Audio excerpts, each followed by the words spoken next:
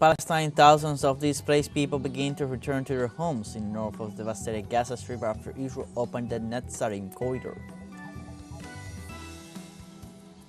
A new caravan of migrants departed from the northern border of Mexico to the United States in search of the so-called American dream.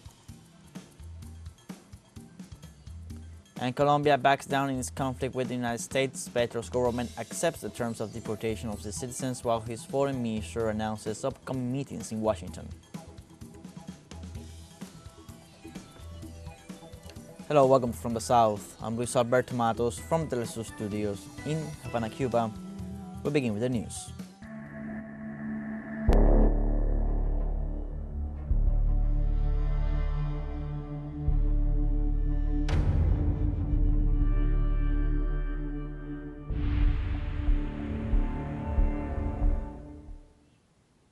In Palestine, thousands of displaced people begin to return to their homes in the north of the devastated Gaza Strip after Israel opened the Netzarim corridor.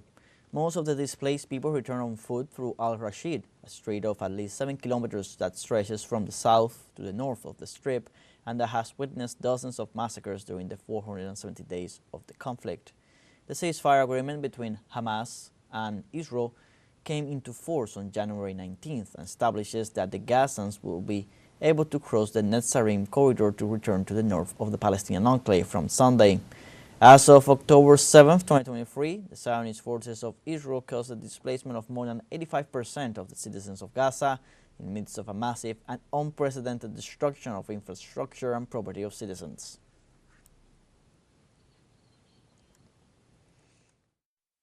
Es una sensación grandiosa cuando regresas a casa. It's a great feeling when you come home to your family and see your house, if you still have one. Porque tienes una casa allí.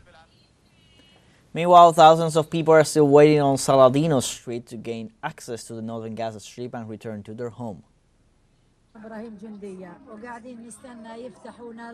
We are sitting here until they open the road for us and we return to our homes. Children slept in the cold.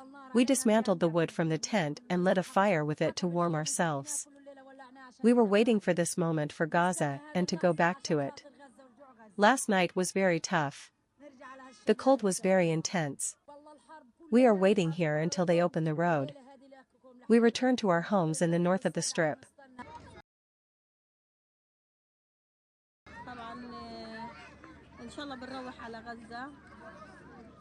I am from the Al-Shadi camp. Of course we hope to return to our homes.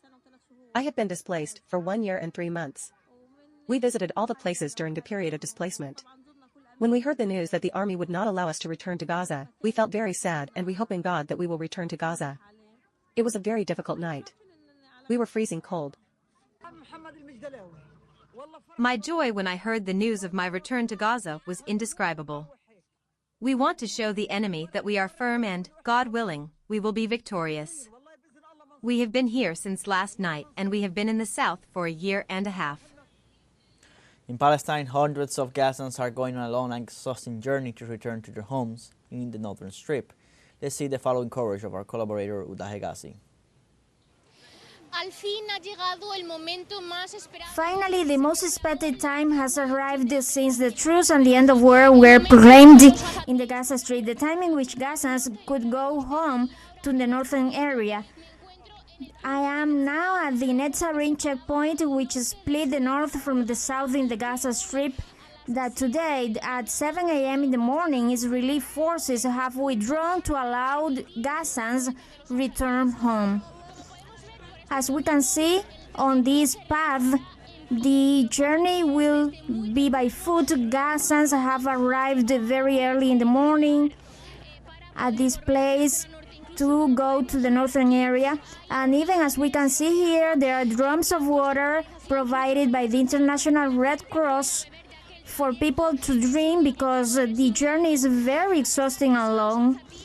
And so despite this, Gazans are not afraid and assured that they will do everything at their hands to go finally to their homes, even though the journey be complicated. We have to say that at this checkpoint they will allow the exit and return of Gazans, so those Gazans from the south could go to the north and those from the north could go to the south and even to the center. and the journey, the path is partially opened.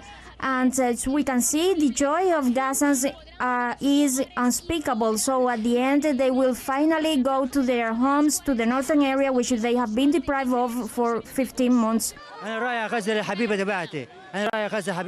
The city of Gaza is my life. It is everything to me. It is true that a lot of destruction and a lot of work awaits us, but it doesn't matter. Even if I have to pitch a tent where my house used to be, the important thing is that we are back.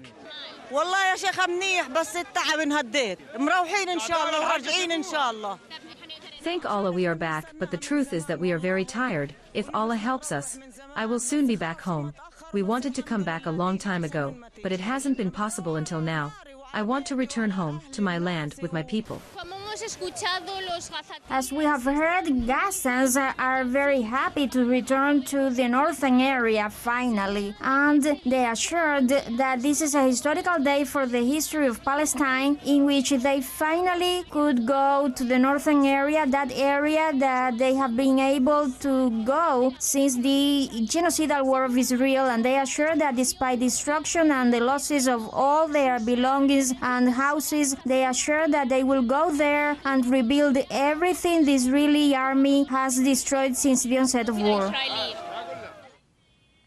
In other news, in Sudan, Army Chief Abdel Fattah al-Burhan visited the recaptured military headquarters in downtown Khartoum. This was the military leader's first appearance since government forces claimed to have broken a month-long siege by the rapid support forces. Accompanied by senior military commanders, Burhan praised the resilience and sacrifices of soldiers who defended the Army General Command for 20 months and vowed to eradicate the paramilitary forces. The war, triggered by a power struggle between the army and the RSF, has killed tens of thousands of people, displaced millions, and plunged the country into a humanitarian crisis.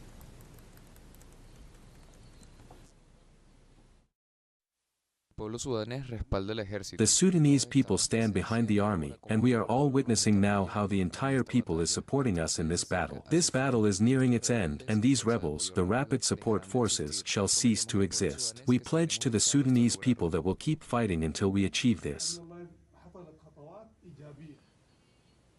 In South Korea, the prosecutor's office decided to prosecute President Yoon Suk Yeol Sunday for the crime of insurrection after his controversial decision to declare martial law on December 3rd. The South Korean prosecution alleged that former President Yoon conspired with former Defense Minister Kim Yong-hyun and other officials to instigate an uprising by imposing martial law. According to the indictment, the former president also deployed troops to parliament in order to prevent lawmakers from overturning his martial decree. In addition to this crime, the president is accused of planning the arrest of key political figures, including the president of the National Assembly and opposition party leaders, as well as members of the National Election Commission.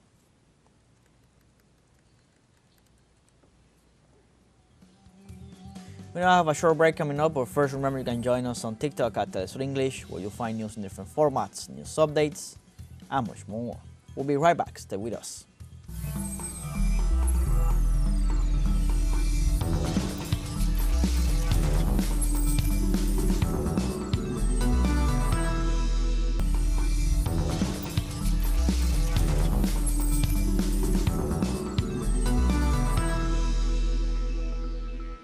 Welcome back. In southern Poland, a tremor in a coal mine in the city of Ratlin killed one worker and injured 11 others. This Monday, Polish mining group PGG reported a tremor at a depth of 800 meters. According to the mining company's report, 29 employees were in the area of the incident. After rescue work, the 11 injured were taken to the nearest hospital. In this context, the head of the Emergency Medical Services of Katowice said that at least 4 of the injured are in serious condition. Authorities added that work continues to determine the total damage and secure the area. In southern Chile, at least 2 people died and 7 others are still missing after a boat wrecked in the locality of San Juan de la Costa. According to information provided by the Chilean government, the small boat was carrying 32 people when it sank in the town of San Juan de la Costa in the tourist region of Los Lagos, approximately 1,000 kilometers from Santiago. In addition to the dead and missing, another 14 people are trapped among the rocks in the area and are still waiting to be rescued. Teams from the Chilean Navy, Carabineros, firefighters, and the Emergency Medical Care Service, as well as naval and maritime units and private vessels, are working in search and rescue operations.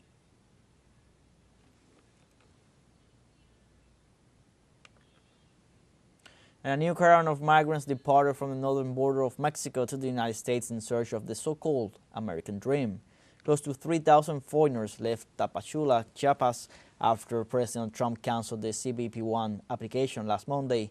The migrants seek to move forward in the hope of being allowed to cross into the United States, and in case they cannot cross, they want to reach Mexico City or Monterrey to look for jobs. With only a week as head of state, Donald Trump ordered several measures against illegal migration, among them deportations, while Mexican President Claudia Sheinbaum opened the possibility of regularizing foreign migrants or repatriating them.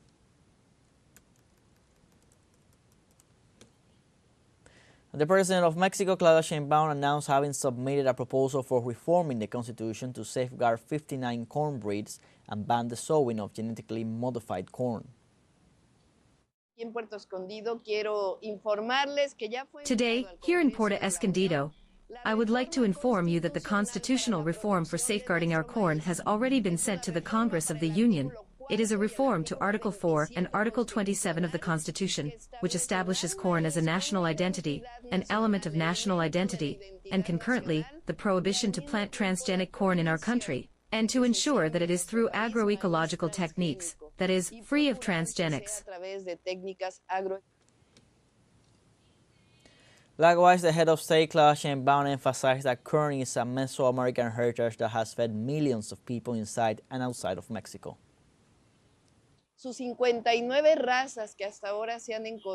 It's 59 breeds that have been found so far, which are a fundamental element of our country, of our history, of our people.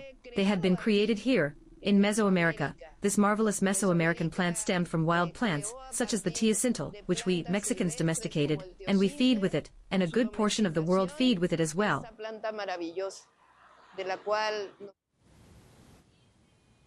Nearly 1,000 people arrested in the United States for allegedly being in the country illegally amid mass deportations of migrants. According to the United States Immigration and Customs Enforcement, the raids took place this Sunday in cities such as Chicago, Denver, and Dallas, where people will be examined to determine their immigration status.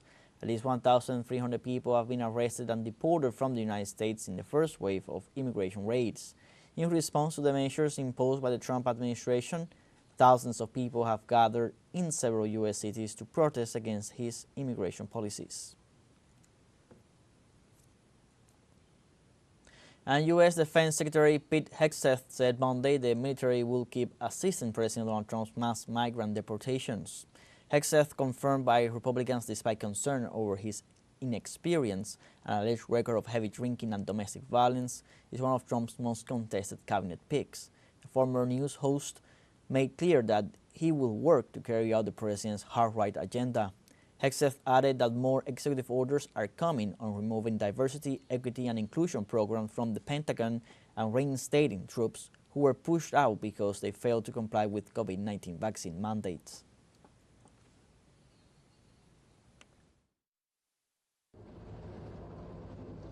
Support of mass deportations in support of the president's objective. That is something the Defense Department absolutely will continue to do. And today, there are more executive orders coming that we fully support on removing DEI inside the Pentagon, reinstating troops who were pushed out because of COVID mandates, Iron Dome for America. This is happening quickly. Our job is lethality and readiness and warfighting. We're going to hold people accountable. We have a second short break coming up, but before we invite you to visit our YouTube channel, teleSUR English. There you'll be able to rewatch our interviews, top stories, special broadcastings, and more. Hit the subscribe button and activate the notification bell to stay up to date on the world's most recent events.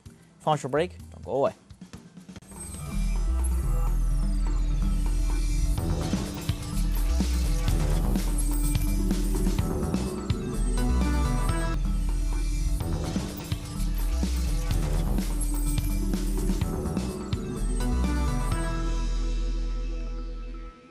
Welcome back. The Colombian government through its foreign ministry, informed on Sunday that the tense situation created with the United States after the South American nation's inadmissibility of 2 military flights with migrants has been overcome. The Colombian government accepted the conditions set by the White House for the deportations. According to the Ministry of Foreign Affairs, Luis Gilberto Murillo, he and the ambassador in the United States, Daniel Garcia Peña, will travel in the next hours to Washington to hold high-level meetings that will follow up on the agreements resulting from the joint work and exchange of diplomatic notes that took place on Sunday between the two governments. Murillo stated that Colombia will continue to receive those who return as deportees, guaranteeing them dignified conditions as citizens with rights. Comunicado oficial. El gobierno de Colombia informa que hemos superado el impasse con el gobierno de los Estados Unidos. The government of Colombia informs that we have overcome the impasse with the government of the United States. In this context, the Foreign Minister, Luis Gilberto Murillo, and Ambassador Daniel Garcia Peña will travel to Washington in the next few days to hold high-level meetings to follow up on the agreements resulting from the joint work that led to the exchange of diplomatic notes between the two governments.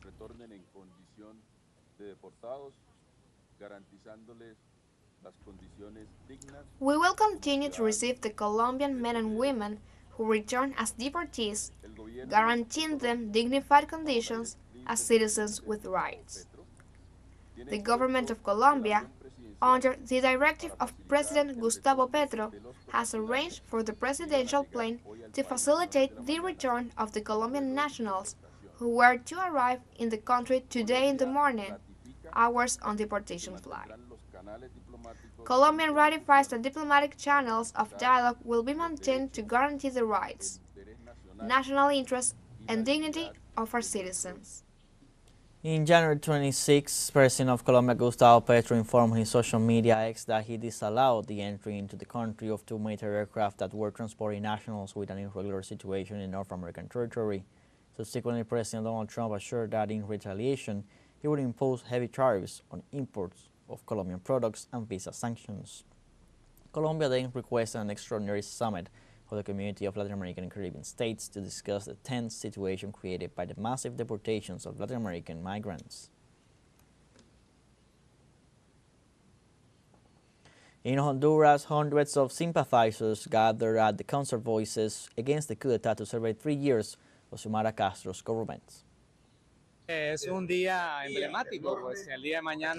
is an emblematic day because tomorrow President Xiomara Castro celebrates 3 years of being in government to dismantle centuries of injustice and to achieve a new political process of the democratic process in the country. I personally had the opportunity to be part of that great concert Voices against the coup, and we are very happy because, 15 years later, we are here in this great celebration with the conviction to continue fighting for our country and the refoundation of our country. 3 years after the first government of President Xiomara Castro, which has also been a progressive government that has responded to the majorities, that has promoted above all social projects for the human development of our population, this represents a great achievement. We have 3 years and now we are moving towards the next government that will continue the...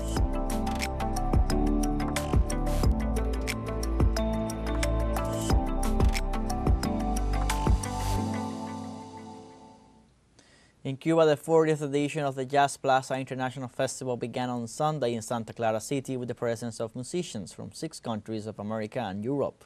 The show, De Corona a la Tuventivitis, and the presentation of the Pedrito Martinez Group, a Cuban group based in New York, whose merits include a nomination for the Latin American Awards, were part of the performances of the inaugural day.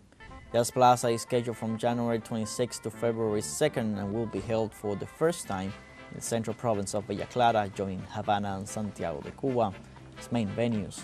The festival brings together 150 groups of the genre and aims to hold nearly 200 concerts and is considered one of the most important cultural events in Cuba.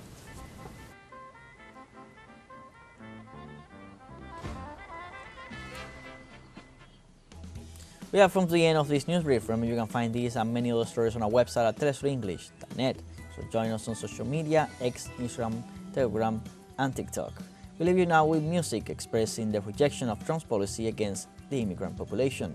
TeleSUR English, I'm Luis Alberto Matos. Thank you for watching.